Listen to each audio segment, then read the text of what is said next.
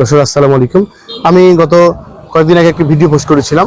গত বৃহস্পতিবারের দিন এই আমাদের মুরব্বী 74 বছরের বোদা চাচা পঞ্চগড় জেলার বোদা উপজেলার সাঁকোয়া ইউনিয়নে বাজার থেকে ভ্যানটি হারিয়ে যায়।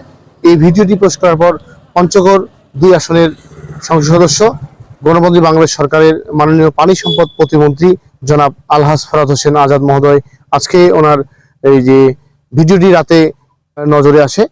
এই নজরে আসার পর এই মুরব্বীর আজকে শুক্রবার উনি ওনার নিজ বাড়ি পাঁচপিরে ওনাকে একটি নতুন ভ্যান প্রদান করেন। আমি কৃতজ্ঞতা প্রকাশ করছি এবং ধন্যবাদ জানাচ্ছি মাননীয় প্রতিমন্ত্রী মহোদয় জনাব ফরহাদ হোসেন আজাদ মহোদয়কে।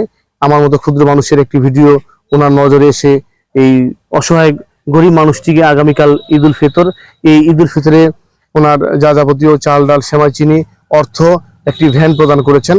মহানাবুল আলমিন ফরহাদ হোসেন আজাদ মহোদয় নেঘায়ের দ্বারাজ করুক এবং যারা লাইক কমেন্ট শেয়ার করেছেন তাদের প্রতি আমি কৃতজ্ঞতা প্রকাশ করছি এবং এই মুরব্বী আমাদের চাচার জন্য দোয়া করবেন। এই মানুষটি যেন সুন্দরভাবে ওনার এই ভ্যান গাড়ি চালিয়ে সংসার পরিচালনা করতে পারে। ভালো থাকবেন, সুস্থ থাকবেন। আসসালামু আলাইকুম।